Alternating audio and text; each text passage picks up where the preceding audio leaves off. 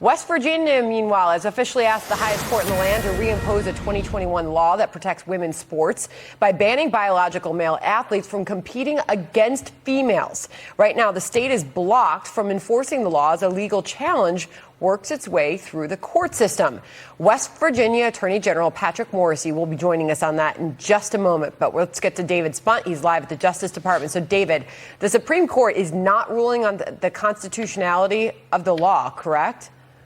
Yeah, that's correct, Sandra. That means that the court right now is not looking at the actual merits on whether this West Virginia law is constitutional or unconstitutional. Right now, transgender athletes in West Virginia can play in girls' sports. There was an appeals court just a few weeks ago that blocked that law. That's what the Attorney General in West Virginia, Morrisey, who you're going to speak to in a moment, will talk about. But the Supreme Court right now may issue an order here in the next week or so, essentially ruling on whether or not they can overturn the Supreme Court's injunction. Can be a little complicated, but all important stuff right now that could ultimately affect millions across the country. Now, at least 19 states, including West Virginia, have these transgender athlete bans in public schools. In 2021, Governor Jim Justice signed the law banning transgender students from participating in female school sports based on claims they have an unfair competitive advantage. The American Civil Liberties Union and its West Virginia chapter sued on behalf of an 11-year-old transgender girl who wanted to compete on a cross-country team.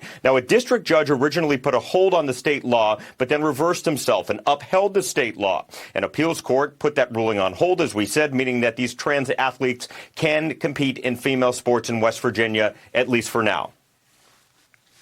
Across the country, women and girls are unjustly losing medals, podium spots, public recognition, and the opportunity to compete when males take their place. So the Justice Department is saying that Title IX and the Equal Protection Clause of the 14th Amendment do not permit West Virginia to put this law in place. Lambda Legal says, quote, the AG and his allies have cherry-picked unique incidents and ignore the overwhelming evidence that allowing transgender youth to participate in team sports has benefits for all. The Supreme Court could issue an order in the coming weeks. Sandra? All right, David Spunt at the Justice Department. David, thank you. John? All right, let's go right to West Virginia Attorney General Patrick Morrisey to talk more about this. General Morrisey, good of you to come with us on this ride this afternoon. We appreciate it. The act is called the Save Women's Sports Act. It was passed in April of 2021. Why did West Virginia feel there was a need for this bill? I think West Virginians are always looking to advance opportunities for women, and there's always been a sense that women's sports is so beneficial for women, not only in terms of the actual competition, but after people participate in women's sports, many of them become leaders in our society. And I think if you look at Title IX, if you look at what West Virginia was trying to do, even the district court was very clear there was no animus in this decision, based on the record. So I think West Virginia was trying to protect the integrity of women's sports, make sure when there are athletic competitions that they're being conducted fairly. And they concluded that if biological males wanted to participate in these female sports, that would be unfair. And so I think it was a very reasonable, common sense concept. What ended up happening is there was an early injunction slapped upon this law, but then we went through the really hard work, 500 entries into the court, a 3,000-page record showing the differences biologically between men and women and what happens in athletic competition. And then the local district court judge reversed himself and actually gave us a summary judgment on the merits. I think that speaks volumes to the approach that West Virginia used here. Unfortunately, the Fourth Circuit turned around in a very quick manner, and then they slapped an injunction on again with no explanation. And we're going to the court to change that. So, General Morrisey, on the subject of the biological differences between males and females that opponents of allowing transgender women into women's sports say last a lifetime, Riley Gaines, former University of Kentucky swimmer, was with us yesterday.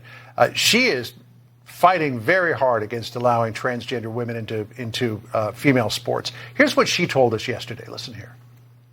If you believe in science, you know there is man and woman. To deny that is to deny science. It's to deny logic. It's to deny reason and, quite frankly, common sense. Men, on average, are taller, they're stronger, they're more powerful, faster than women. Again, to deny that is denying science. You know, of course, the example of Leah Thomas is always put out there, but the ACLU, and I think this is probably very strategic, is arguing on behalf of Becky Pepper Johnson. She is a transgender runner. She is only 12, has not gone through puberty yet. So this adds a level of complexity here because the ACLU can say, well, in Becky Pepper Jackson's case, there's not the differences that really emerge during puberty between males and females. So interestingly, in our record before the district court, we submitted a lot of information showing, in fact, the differences that occur throughout when people are younger and into when they're older. And I think the information is very compelling about the athletic advantage that comes to biological males. So now, obviously, all of that's in the district court record. Part of why we're going up to the Supreme Court is we're arguing that when you don't even issue much of a response, just a very terse response, slapping an injunction on, that's really overturning the democratic process in the state of West Virginia. The people spoke through their elected representatives, and we need to go through this the right way. We're asking the court to set aside the injunction, then we'll go back up through the Fourth Circuit and handle this on the merits. You know, Lady Armistead, who is a West Virginia State soccer player, is going to be the face of your argument here. She actually said that the differences, as you pointed out, occur earlier than puberty. She said, quote, I grew up playing under my dad's teams and then playing against my brothers, and I noticed from a really young age that there was a big biological difference even between my younger brother and me. Even though I was 2 years older, he was still stronger, fitter, and faster than me. And then Riley Gaines brought up there's the issue of what happens in the locker room. Here's how she described it when she was competing against Leah Thomas. Listen here. We competed against Thomas, but we were not forewarned beforehand that we would be sharing a locker room with Leah. We did not give our consent. They did not ask for our consent. But in that locker room, we turned around and there's a 6'4" biological man dropping his pants and watching us undress. And we're exposed to male genitalia. General, just to finish us off here, there's a lot of issues involved here.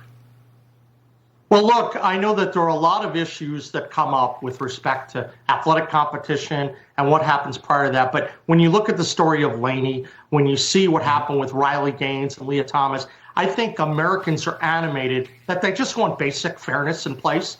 And that's all we're asking the U.S. Supreme Court for. I think it's a very straightforward case. If the Supreme Court agrees with us, it's going to go back. They're going to consider it on the merits. But you shouldn't just have a terse answer after a judge that went through the entirety of the record. And this is a judge that was no fan of the law, and then he agreed with us. So we're optimistic. We're going forward. We have great respect for the court.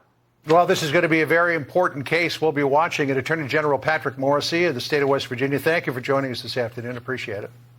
Hey, thank you so much. And this has got wide-ranging implications, Senator, because there's 18 states in the U.S. that so far have passed laws against transgender women competing in women's sports. And state by state, more and more they're having to deal with this. And we had the swimmer Riley Gaines on with us yesterday. And really fascinating to get her take on transgender athletes competing in women's sports. She made the case, quote, that we are eradicating women. She called out those on the left for what she says is denial of science. John. Yeah, and she, as I pointed out during my segment with the Attorney General, she suggests that there are huge biological differences, and she described Leah Thomas as being 6'4", really well muscled, even though she had been on hormone treatment therapy for a couple of years. There are just these differences that happen during puberty that don't go away. And then now to have biological males competing with women in powerlifting.